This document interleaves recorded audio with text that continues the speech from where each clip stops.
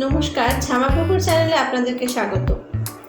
আজকের গল্প শ্রেষ্ঠ হাসির গল্প থেকে নেওয়া শীর্ষেন্দু মুখোপাধ্যায়ের কোগ্রামের মধু পণ্ডিত। বিপদে পড়লে লোকে বলে ত্রাহি মধুসূদন, তা কোগ্রামের লোকেরাও তাই বলতো, কিন্তু তারা কথাটা বলতো মধুসূদন পণ্ডিতকে। বাস্তবিক মধুসূদন ছিল কোগ্রামের মানুষদের কাছে সাক্ষাৎ দেবতা। যেমনি বামনায় তেজ, তেমনি সর্ববিদ্যা বিশারদ। চিকিৎসা জানতেন, বিজ্ঞান জানতেন, চাষবাস জানতেন, মারণ উচ্চাটন জানতেন। তারা বলে গায়ের লোক মরত না। সাঁঝের বেলা একদিন কোষ্ঠকাঠিন্যের রুগী বগলাবাবু মধুসূদনের বাড়িতে পাঁচন আনতে গেছেন।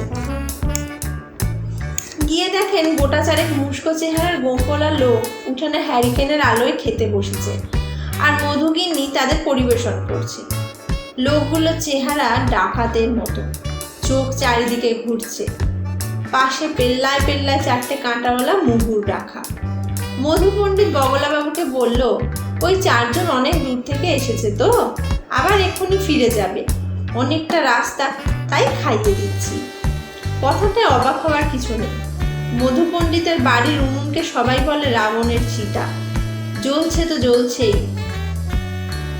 অতিথিরও কামাই নেই, অতিথি সৎকারেরও বিরাম নেই। বগলাবাবু বললেন, তা ভালো, কিন্তু আমারও অনেকটা পথ যেতে হবে, পাঁচনটা করে দাও। মধু পণ্ডিত বলে, আরে বসো, হয়ে যাবে এক্ষুনি। ওই চারজন বরং তোমাকে খানিকটা এগিয়ে দিয়ে যাবে। শচীন খুড়োকে নিতে এসেছিল, তা আমি বারণ করে দিয়েছি। বগলাবাবু চমকে উঠে বললেন, শচীন খুড়োকে কোথায় নেবে? খুড়োর যে এখন তখন অবস্থা, এই 3 মাস শ্বাস উঠল, সেই জন্যই তো নিতে এসেছিল। বগলাবাবু ভালো বুঝলেন না। পাঁচন তৈরি হলো, লোকগুলো খাওয়া ছেড়ে উঠল। মধু পণ্ডিত হুকুম করল, এই তোরা বগলা দাদাকে একটু এগিয়ে দিয়ে যা। বগলাবাবু কিন্তু কিন্তু করে ওদের সঙ্গে চললেন। বাড়ির কাছাকাছি এসে ভয় ভয় জিজ্ঞেস করলেন, তোমরা কারা বাবারা?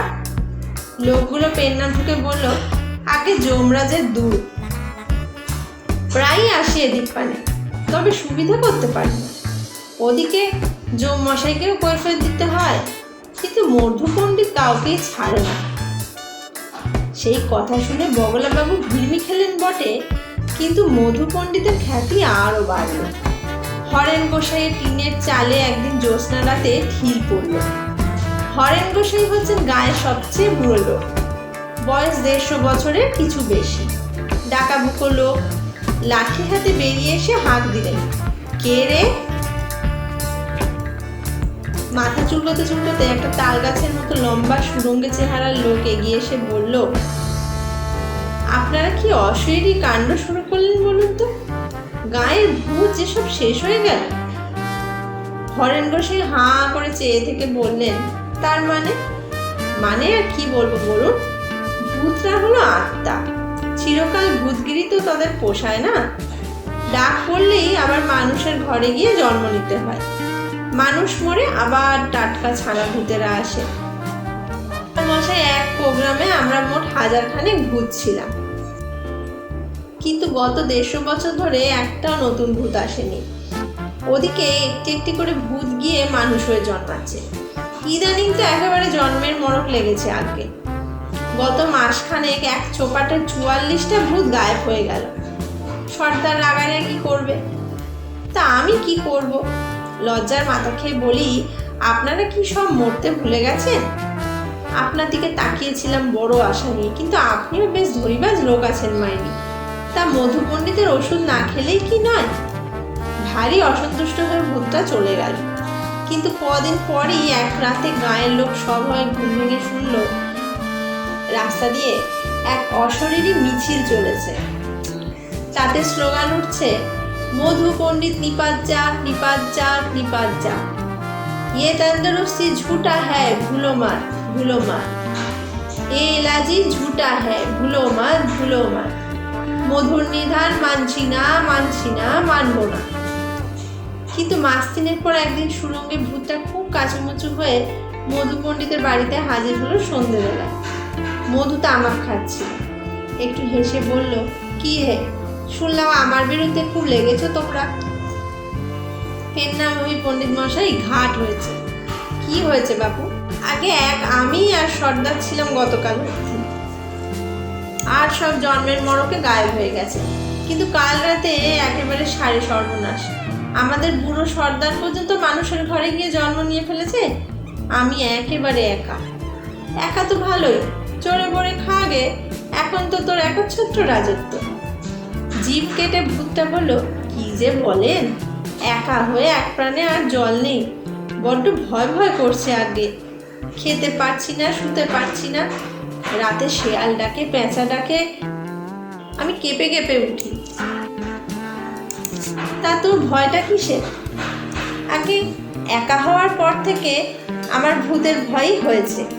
যমরাজার পেয়াদাগুলো ভীষণ ট্যাটন। একা পেয়ে যাতায়াতের পথে আমাকে ডাঙস মেরে যায়। ঠিক আছে, তুই বরং আমার সঙ্গেই থাক। সেই থেকে সুরঙ্গে ভূতটা মধু পণ্ডিতের বাড়িতে বহাল হলো। একদিন জমিদার কদম্বকেশ্বরের ভাইপো কুন্দকেশ্বর এসে হাজির। গম্ভীর গলায় বললেন, ওহে মধু, একটা কথা ছিল।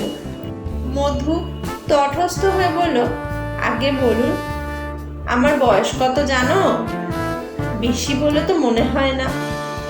কুন্দকিশোর একটা শ্বাস ছেড়ে বলেন, 95। বুঝলে? 95। আমার কাকা কদম্বকেশ্বরের বয়স জানো? খুব বেশি আর কি হবে, তোমার কাছে বেশি না লাগলেও বেশি, 125 বছর তা হবে। আমার কাকা নিঃসন্তান, তা তো অন্তত জানো। মধু পণ্ডিত মাথা চুলকে বলেন, তা জানি। উনি গত হলে আপনারই সব সম্পত্তি পাওয়ার কথা। জানো তাহলে? বাঁচালে। তাহলে এও নিশ্চয়ই জানো কাকার সম্পত্তি পাবো, এরকম একটা ভরসা পেয়ে আমি গত 70টা বছর কাকার আশ্রয়ে আছি। জানো, একদিন জমিদার হয়ে ছড়ি ঘোরাবো বলে আমি ভালো করে লেখাপড়া করিনি পর্যন্ত। একদিন জমিদারনি হবে এই আশায় আমার গিন্নি এখনো বুড়ো বয়সেও যে বাড়িতে ঝিয়ের অদম খাটে তা জানো। আমার বড় ছেলের বয়স 75 পেরিয়েছে। শোনো বাপু, কাকা মরুক এ আমি চাই না, কিন্তু হকের মরাই বা লোকে মরছে না কেন? মরলে আমি কান্নাকাটিও করব, কিন্তু মরবে কোথায়? আর নাই যদি মরে বাপু, তবে অন্তত সন্ন্যাসী হয়ে হিমালয় তো যেতে পারে। বৈরাগী হয়ে পথে পথে দিব্যি বাউল গান তো গেয়ে বেড়াতে পারে। তা তোমার ওষুধে কি সেসবেও বারণ নাকি? তোমার নামে লোকে যে কেন মামলা করে না সেইটাই বুঝি না। মধু পণ্ডিত বিনয়ের সঙ্গে বললেন, আপনার বয়স হয়েছে জানি, কিন্তু তাতে ভয় খাচ্ছেন কেন? বয়স তো একটা সংস্কার মাত্র। শরীর যদি সুস্থ সবল থাকে, মানসিকতাও যদি স্বাভাবিক থাকে, তবে আপনি 100 বছরেও যুবক। উল্টো হলে 25 বছরেও বুড়ো। এই আপনার কাকাকেই দেখুন, মোটে তো 100 বছর বয়স, 150 পেরিয়েও দিব্যি হাঁকডাক করে বেঁচে থাকবেন।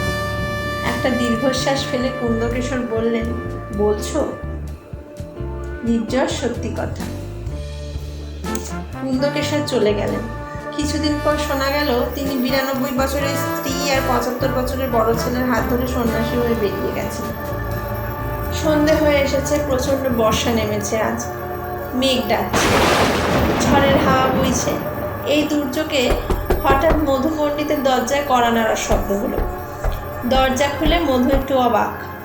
বেশ দশাশই চেহারার একজন মানুষ দাঁড়িয়ে, গায়ে ঝলমলে জরির পোশাক, ইয়া গোপ, ইয়া বাবরি, ইয়া গালপাট্টা, মাথায় একটা ঝলমলে টুপি, তাতে ময়ূরের পালক। গায়ের রং মিশমিশে কালো বটে, কিন্তু তবু লোকটি ভারী সুপুরুষ। মধু পণ্ডিত হাত জোড় করে বললেন, আগে আসুন, আপনাকে তো ঠিক চিনতে পারলাম না। আমি তোমার জলদ গম্ভীর স্বরে লোকটা বলল। শুনে মধু পণ্ডিত একটু চমকে উঠল। খুন করবে নাকি? কোমরে একটা ভোজালিও দেখা যাচ্ছে। কাঁপা গলায় মধু বলল, আজ্ঞে। লোকটা হেসে বলল, ভয় পেও না বাপু, আমি ভয় দেখাতে আসিনি, বরং বড় ভাইয়ের মতো পরামর্শ দিতে এসেছি। তুমি এই গা না ছাড়লে আমি কাজ করতে পারছি না। আমি যে সত্যি যমরাজা তা বুঝতে পারছো নিশ্চয়ই। মধু দণ্ডবৎ হয়ে প্রণাম করে উঠে মাথা চুলকে বলে, আপনার আদেশ শিরোধার্য, কিন্তু শ্বশুর বাড়িটা কোথায় ছিল তা ঠিক মনে পড়ছে না। বলো কি? জমের চোখ কপালে উঠল। শ্বশুর বাড়ির লোকে ভোলে? আগে অনেক দিনের কথা তো, দাঁড়ান গিন্নিকে জিজ্ঞেস করে আসি বলে মধু পণ্ডিত ভিতর বাড়ি থেকে ঘুরে এসে একগাল হেসে বলে, এই বর্ধমানে গোবিন্দপুর, কিন্তু গিয়ে লাভ নেই, আমার শ্বশুর শাশুড়ি গত হয়েছে। যমরাজ বলেন, তার শালাশালিরা তো আছে, ছিল, এখন আর নেই। তাদের ছেলে মেয়েরা সব? আগে তারাও গত হয়েছে। দস্যু পুত্র পৌত্রীদিরা আছে বটে, কিন্তু তারাও খুব বুড়ো, গিয়ে হাজির হলে চিনতে পারবে না। যমরাজ গম্ভীর হয়ে বললেন, তোমার বয়স কত মধু? আগে মনে নেই। যমরাজ ডাকলেন, চিত্রগুপ্ত, মধুর হিসেবটা দেখো তো। রোগা সুরুঙ্গে একটা লোক গলা বাড়িয়ে বলল, আগে 225। ছি ছি মধু। যমরাজ অভিমান ভরে বললেন, এতদিন বাঁচতে তোমার ঘেন্না হওয়া উচিত ছিল। যাকগে, আমি তোমাকে কিছু বলবো না, পৃথিবীর নিয়ম ভেঙে চলছো, চলো, মজা টের পাবে। যমরাজ চলে গেলেন। মধু কিছুদিনের মধ্যেই মজা টের পেতে লাগলো।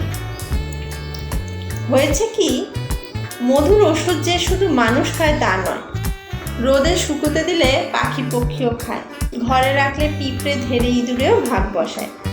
তাদেরও হঠাৎ আয়ু বাড়তে লাগলো। প্রোগ্রামের মশা মাছি পর্যন্ত মরত না, বরং দিন দিন মশা মাছি পিঁপড়ে ইঁদুর ইত্যাদির দাপট বাড়তে লাগলো। আরও মুশকিল হলো জীবাণুদের নিয়ে। কলেরা রুগীকে ওষুধ দিয়েছে মধু, তা সে ওষুধ কলেরার পোকাটাও খানিকটা খেয়ে নেয়, ফলে রুগীও মরে না, কিন্তু তার কলেরাও সারতে চায় না। সান্নিপাতিক রুগীরও সেই দশা। প্রোগ্রামে ঘরে ঘরে রুগী দেখা দিতে লাগলো। তারা আর ওঠা হাঁটা চলা করতে পারে না, কিন্তু ওষুধের জোরে বেঁচে থাকে। এক শীতের রাতে আবার যমরাজ এলেন। মধু, কি ঠিক করলে? আগে লোকে বড় কষ্ট পাচ্ছে। তা তো একটু পাবেই। এখনো বলো জমের সঙ্গে পাল্লা দিতে চাও কিনা। শশব্যস্ত দণ্ডবৎ হয়ে মধু পণ্ডিত বলে, আগে না, তবে এখন যদি ওষুধ বন্ধ করি তবে চোখের পলকে গা শ্মশান হয়ে যাবে। 100 বছর বয়সের নিচে কোনো লোক নেই। যমরাজা গম্ভীর হয়ে বলেন, তা একটা ভাববার কথা বটে। তোমার এত প্রিয় গা, তাকে শ্মশান করে দিতে কি আমারই ইচ্ছে? তবে একটা কথা বলি মধু, যেমন আছো থাকো সবাই, তবে গায়ের বাইরে মাতব্বরি করতে কখনো যেও না। আমি গণ্ডি দিয়ে গেলাম, শুধু এই প্রোগ্রামে তোমরা যতদিন খুশি বেঁচে থাকো, অরুচি যতক্ষণ না হয়। তবে বাইরের কেউ এই গায়ের সন্ধান পাবে না। কানাওয়ালা ভূত চারিদিকে পাহারা দেবে, কোনো লোক এদিকে এসে পড়লে অন্য পথে তাদের ঘুরিয়ে দেবে। মধু দণ্ডবৎ হয়ে বলে, যে আগে। সেই থেকে আজও শোনা যায় প্রোগ্রামের কেউ মরে না, কিন্তু কোথায় সেই গ্রাম তা খুঁজে খুঁজে লোক হয়রান, আজও কেউ খোঁজ পায়নি।